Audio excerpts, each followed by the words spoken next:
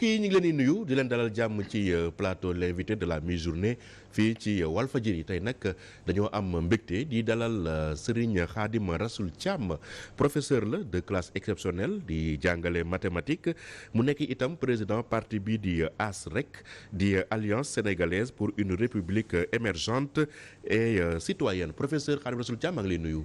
maa ngi lay nuyu suma xarit suma frère di bég ci yow parce que tey fi mu nekk nii Sénégal gépp nag la wax de. ku bu fu ñu la tuddee wax ni c'est un bon journaliste parce que da nga bàyyi nit ki mu wax et puis sa émission amul soroxo loolu moom ñoo la ci sant yàlla mi am fay yàlla na yàlla fay. amiin xam nga bi nga ma mujjee invité dama ni Sénégal ci boppam doxul ku wax ni maanaam Sénégal day dox dafay duul nga ni ma woon maanaam loolu dafa fort kon boog mun naa wax ni tey fi mu nekk nii Sénégal doxul. plateau kenn du si saaga. ay xale ay kilifa ñoo ñuy seetaan. oui effectivement xam nga man duul man jëlewuma ko woon maanaam comme ni ko Sénégal yi jëlee. je m'excuse man étranger moom la gën a yàgg 30 ans bi may wax maanaam ku wax réew mi maanaam dox na da ngay duul li ma ci yokki woon rek mooy ku wax réew mi dox na da ngay kàcc kon xëy na kàcc moom a gën a propre réew mi doxul. te Macky Sall moom ci boppam malgré que ni def na ay effort parce que ñaari Macky Sall moo am xaw ma nag dëggam loolu xam ngeen ko. le Macky Sall des infrastructures et le Macky Sall bi nga xamante ni dafa waroon tëdd njaxanaay te tëddawul njaxanaay ñaari Macky yooyu ñoom ñoo am. parce que boo taxawee nekk président de la République nga ni am na dossier yoo nag ci teg sa kudd am dossier yoo doo ci teg sa kudd cela veut dire que donc mais quelque part ñaari type yi may wax moom mooy kii moom mooy loolu. bu fekkee ni da nga jël déjà démarré nga émission bi te posé gu ma sax question. ok non comme c'était une continuité. xam naa sa yaram moo tàng mais ñu waxtaanee rek mbirum Aliou Tine moom la ñu démarré sànq sax. d'ailleurs dimanche passé fi nga toog nii la toog émission opinion mu ni Sénégal bu ñu moytuwul ak procès Ousmane Sonko Adji Sarr bi mën nañu yóbbu sax.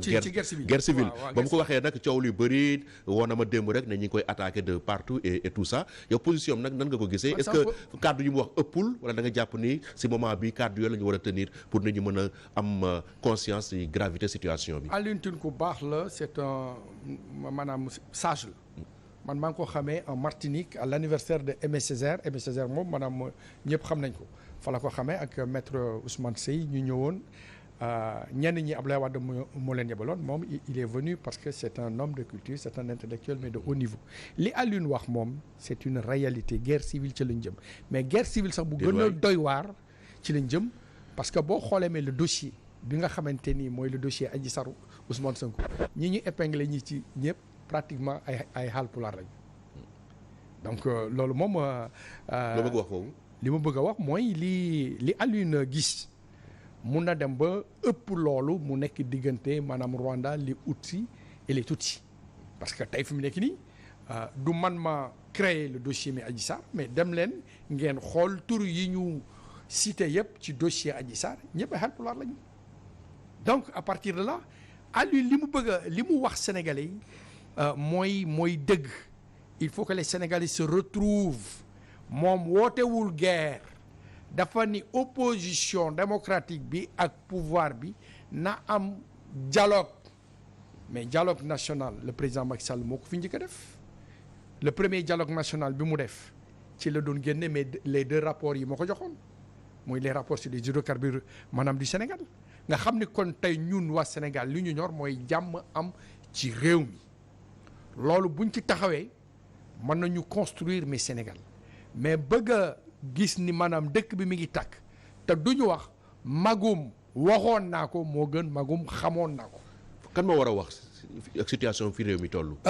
bu ñu interroger histoire bi Sénégal amee ay turbulences il y a quelques années mu nga xam ni Serigne Abdou Lahad ak sëñ Abdou Aziz Sy Dabakh ñoo nekkoon ci réew mi doon wax maanaam amul woon lu ñu doon da wax ci biir néeg dañuy wax ca kaw ñëpp déggandoo. Sénégal yi jël position da nga wax bi nga xamante ni sëñ Abdou Lahad mi ngi wax Abdou Diouf mu ni ko maag sa waajur bu jigéen képp ñoo la fi joxal ay carte mais sëñ bi dem ba xam ni il faut mu jël position waxte ni bain de sang du am sëriñ bi dafa ni ku ko wooteelul war nga sëñ Touba sérénité am ci dëkk bi léegi tey fu mu nekk nii dégg naa benn représentant mais Mouride wax ba bërki démb di expliquer di wax ni mais Ousmane fa mu war a jaar ainsi de suite et cetera et cetera on n'a plus besoin d'intermédiaire en ce moment sëñ Mountakha Mbacké sëñ Mansour Mbaye Sy mais Mansour ñoom ñaar dañu war a wax. ñoo njaboote waa Sénégal te waa Sénégal ñaar li ñuy déglu fii. wax ngir wax lan ngir na daal nañ yemale mbir mais yow li nga xam. est-ce que duñ leen reproché ne dañoo dugal seen loxo ci fonctionnement dañ justice ci war a dugal seen loxo ndax réew mi dafa nar a tàkk. bi muy tàkk au mois de mars. dañoo def récréation woote affaire bi taxaw mais bii di ñëw du am récréation kon ñoom seen bopp nañu wax ndax li askan bi du dund xam nañ ko ñoo ngi ci biir askan bi tout dernièrement man bi may soog a ñëw gis naa ñu wane benn vidéo boo xamante ni ça date de 1 an mooy bi ñu wane Youssou Ndour toog ak xalifu sëñ Mbaye Sy Mansour mu ni fii la président maanaam toog fake news yooyu la ñu war a bàyyi ba pare nag aussi éloigner Sénégal ci ay deep news mooy comme livre suñu frère bi.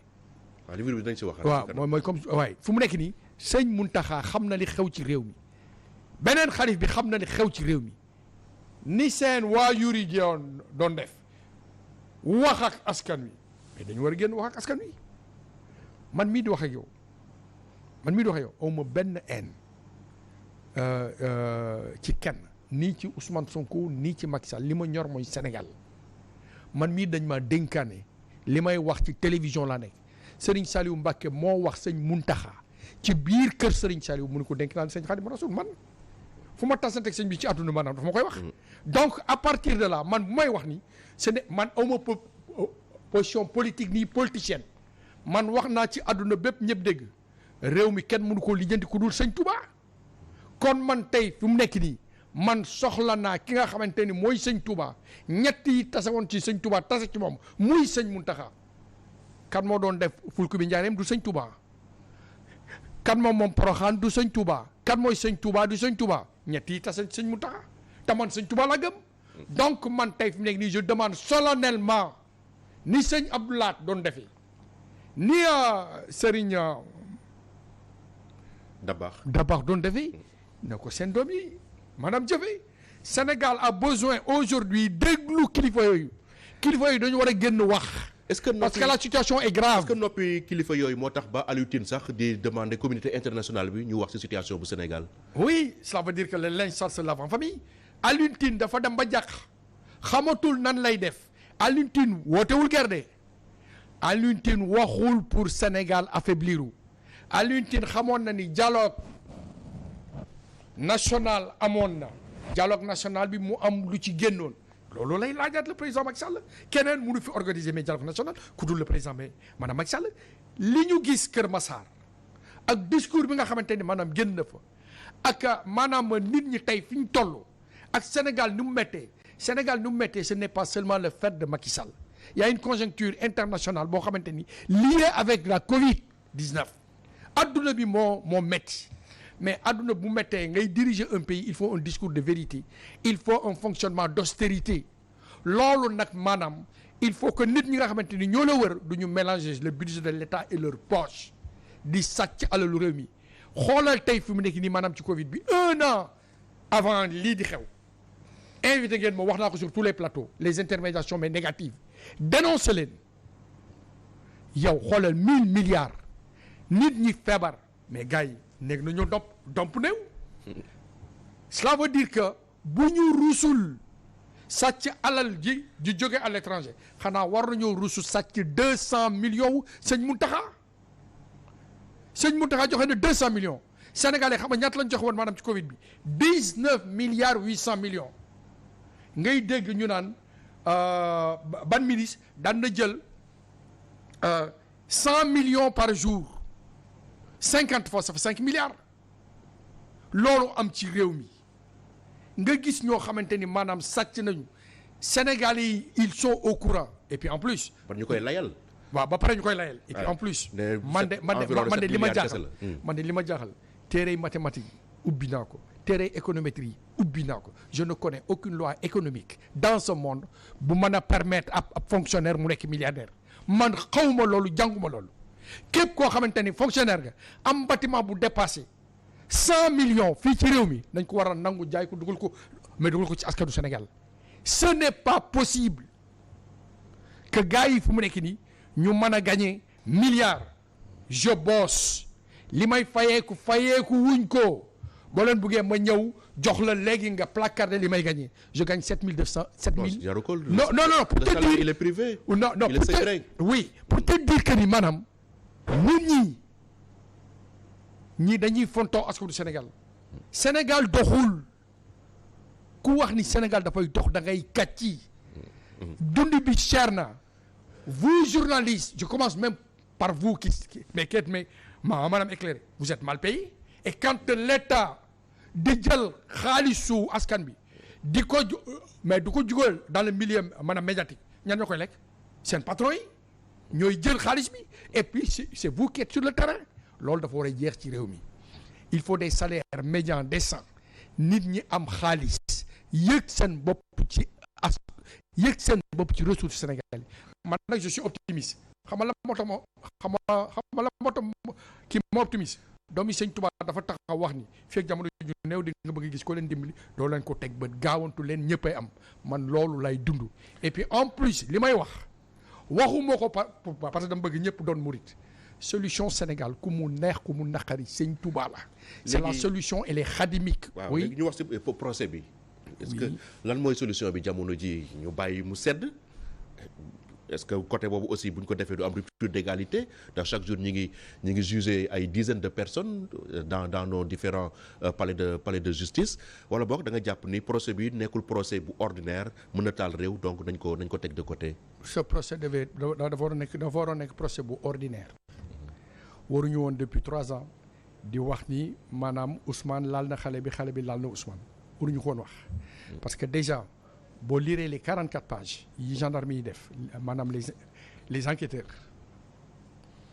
man ko Ousmane laal xale bi sama yoon nekku ci quand Ousmane mi ngi laal xale bi sama bopp du métti sama bët du métti sama bët du métti te Sénégalais yëpp ñun ñëpp noonu lañ mel te Ousmane xale bi nee na jël na 50 000 jox ko jëkkëru ndaw si nee na jot na 20 000 ça veut dire que nan ngay fayee ba pare ñu naan viol et puis man musuma gis ci àdduna ko organiser son propre viol nee na massé nañ ko à 4 mai quand j'ai lu le rapport bi ñu ko massé à 4 mai Ousmane def na ko signe mu wax Aïssata Ba na génn qui peut organiser son propre viol dans ce pays ou dans le monde ça n'existe pas donc buñ fontoo nit ñi ce dossier là c'est un dossier nauséabond politicien nañ ko jël dugal ko dans les caniveaux bañ a sonal nit ñi bu ñu taal dëkk bi te dëkk bi mënuñu ko taal parce que tey fu mu nekk nii boo xoolee mais Sénégal j'ai beaucoup de respect pour mon pays mais njaaloo bi nekk ci réew mi mais c'est énormissime donc c'est man tey fu mu nekk nii je préfère ñu wax ci 20 000 Sénégalais yi nga xamante ni ñoo ngi war a xaar seen pack de dialyse amuñu ko di sonn Sénégalais yi nga xamante ni fi mu nekk nii mënuñu fay seen location mënuñu dund maanaam normalement ces questions là moom moo ñu waroon hanter mais pas xoolal tey fi mu nekk nii dafa am loo xamante ne maanaam dafa metti depuis 3 ans dafa mel ni violé wuñu benn xale de 3 ans 4 ans 5 ans mais 7 ans mais dans ce pays ça veut dire que ñoo ngi focaliser wu ci ñaari adultes yoo xamante ni ñoom ñoo am seen consentement parce que nee na Ousmane moo ko def signe mu wax Aïssata Ba na génn mais consentement amul loolooy consentement di donc bu ñu xeexaat seen problème la tey fu mu nekk nii bu Ousmane laalee xale bi Sénégalais yi ñun suñu yoon nekkul ci. waaw mais est-ce que dossier bi mën nañu wax dossier privé dès l'instant que ni am na 14 morts mu tenir réew mi en haleine depuis bientôt 3 ans. mais est-ce que le dossier n'a pas cessé d'être un dossier privé. non le dossier il est privé depuis le début. parce que déjà li am c'est dans une zone privée Sweet Beauté Ousmane ñëw fay xaalisam pour un massage les salons de massage. ce ne sont pas des salons médicaux da nga fay ñëw pour ñu def la toilettage tonifiant laal sa yaram ak ñaari loxo nee na sax ñeent la ñaari jigéen ñooy tiim nit ki. massage 4 mai. waaw massage 4 mai. di la bës bu la neexee nag bu ñu la bësee mu nekk ay jeeg yoo xamante ni maanaam mën na nu ñu war a mel sa yaram tàng tonifiant bi. nga def massage plus la xale bi comprendre nee na waa ji moo ko def signe mu wax keneen kii na génn mais y a consentement kon kay viol amul surtout que xaalis génn na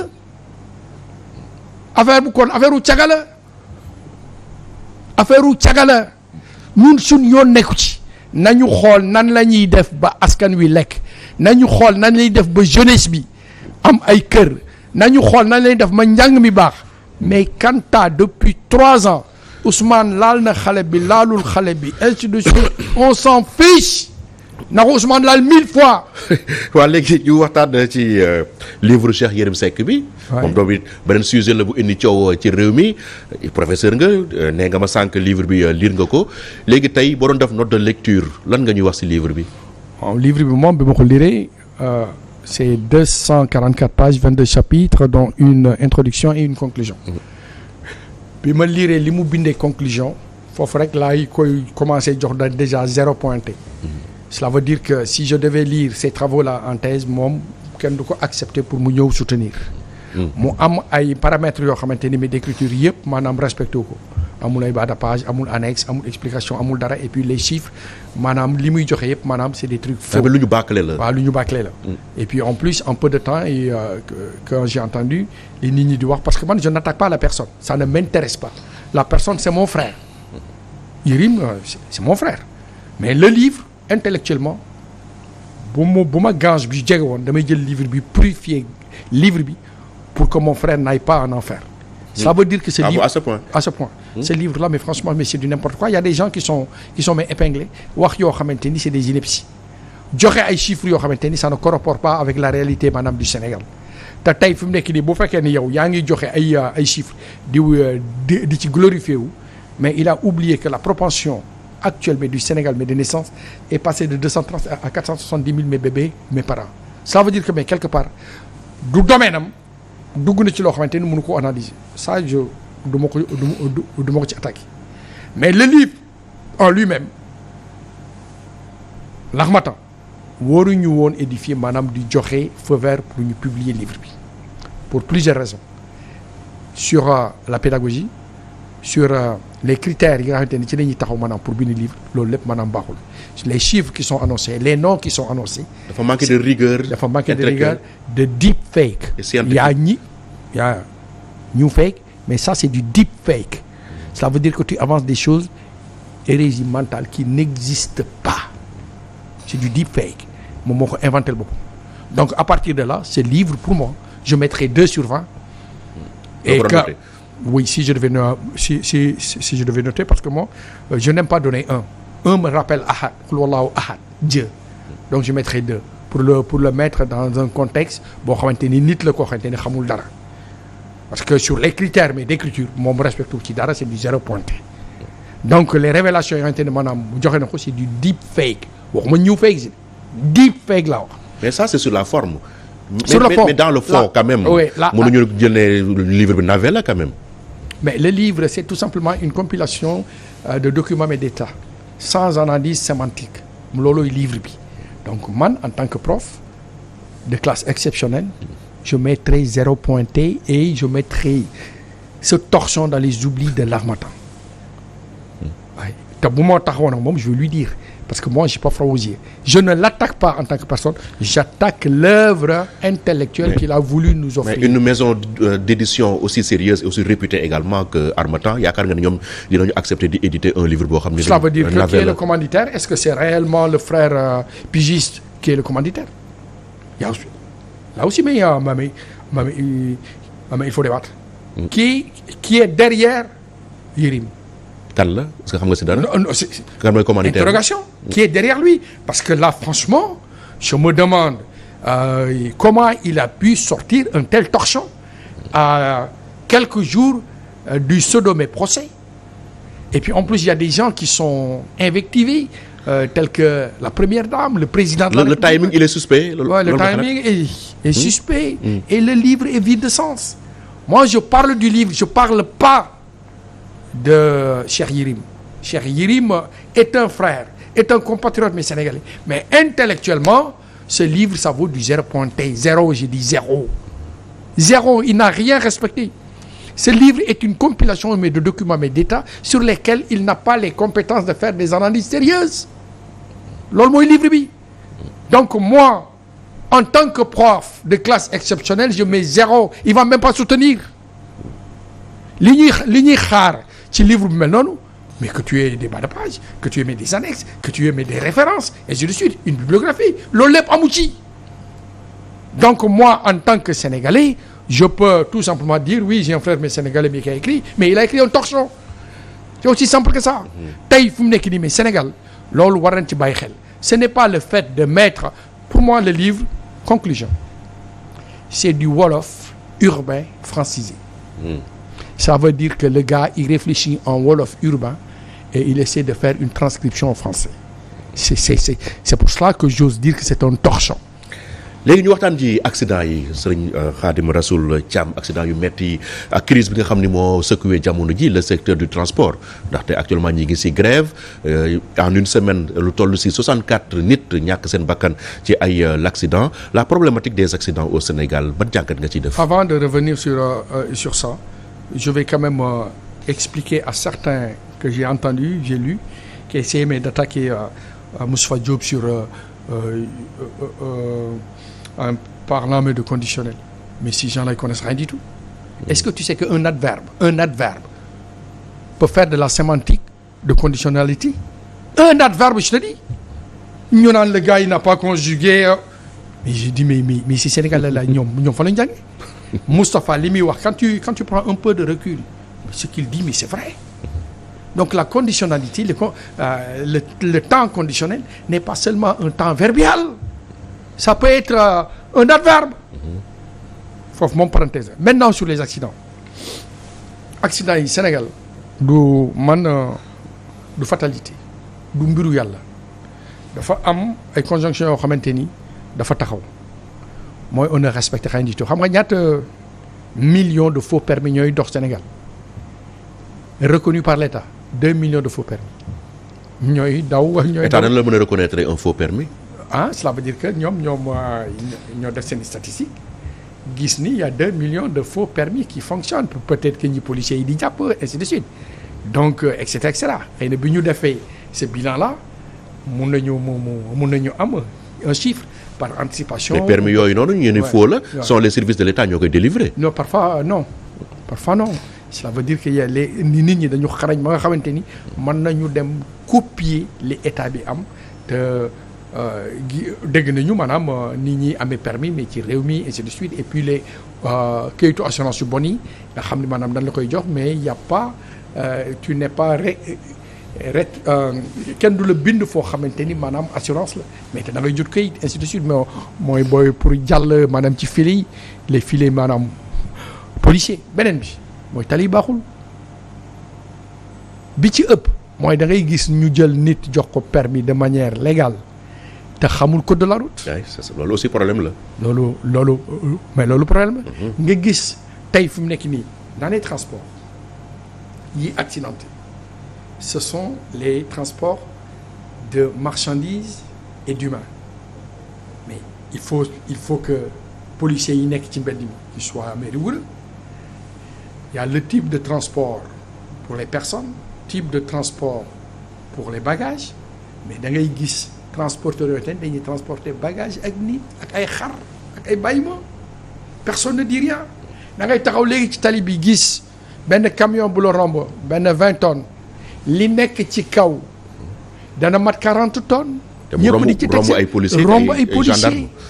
Donc ce qui fait que tey accident mais de la route yi danaa ci dugalaale la concussion mais policière maanaam ci tali bi ñi nga xamante ne da ngay taxaw ci ñëw ci intersection bi mu arrêté 3-4 oto.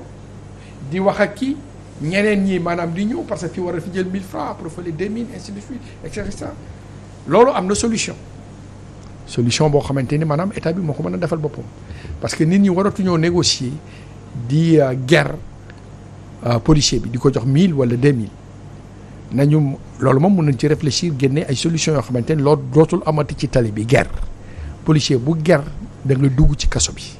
loolu maanaam nekkul dématérialiser paiement contravention yi. début de solution la nga yaakaar. waaw solution la boo xamante ni maanaam il faut ñu réfléchir ci toog ak ay professionnels toog ak les syndicats des camionneurs des chauffeurs et cetera mais beneen bi un pays comme le Sénégal 365 jours de soleil tali bi amul lumière mais loolu lan la et puis mu am leneen loo xamante ni bi ma ko waxee bi accident yi amee. man je m'attendais à ce que comme dañu am déficit maanaam deret le président de la République bu àndoon ak gàngooram dem dans les centres de transfusion maye deret nit ñi maye deret kon Sénégal ñëppay jóg. Comment se fait-il que le Rwanda mën a jël am ay drone di yóbbu ay 300 kilomètres 400 kilomètres ay poches de sang te ñun Sénégal amuñu ay drone pour def loolu pour sauver nit ñi ça veut dire que donc mais quelque part dëkk bi doxul Edouard. liggéeyuñu. bu ñuy liggéey tamit kon nañuy liggéeyee baaxul nañu gestu askan wi le président Macky Sall wax naa ko ni ko réew mi boo fekkee ni da nga bëgg temps bi nga fiy toog mu baax salaires yi il faut mu nekk des salaires conséquents mu nekk des salaires médians jeunesse bi ñu fay leen xaalis jeunesse bi boo leen fayee xaalis loolu mun na génne ay projets yoo xamante ni da nga créer ay emplois. jërëjëf xaalis bi ñuy jël di ko may ñenn nit ñi saaku ceeb yi ñuy jël di ko sotti ci fenn fi nañ ko delloo ci askan wi. merci beaucoup. beneen bi mooy nit munul nekk fonctionnaire nekk milliardaire ce n'est pas possible na def comme li waa Burkina Faso daf leen jox 48 heures 24 heures nga ramassé na 600 milliards Macky Sall il faut que mu def de la poutinisation pour affaire bi dox te léegi nag dafa am loo xamante ni danaa la ko wan ci suma baaraam yi rek arrêté. waaw rapidement parce que ñu ngi ma daan temps bi jeex na waaw. Senghor dafa ñëw def 20 ans Abdou Diouf ñëw def 20 ans parce que Abdou Diouf moo doon premier ministre Senghor ñett yi dem mu des 1 2 3 3 fois 4 12 Ablaye Wade ñëw waroon a def 2 fois 5 def 5 ans changé def 12 ans Macky Sall waroon a def 2 fois 14 changé def 7 ak 5 muy 12 jeex na en 2024. Ça c'est de la méta-science ça c'est de la méta ce que vous voulez tey fu mu nekk nii Macky na xam ni 2024 réew mi ci yeneen loxo lay taxaw. jërëjëf. kii ñëw nag yàlla na jik waa Sénégal. amiin amiin. fu mu mën a génne nag na xam ni la vision bi sauver Sénégal. Serigne Touba la vision elle est khadimique. jërëjëf Serigne Touba la. merci beaucoup. tànki maam Cheikh Ibrahima Fall la. jërëjëf Serigne Khadim fa la ñuy jaar pour régler mbir mi.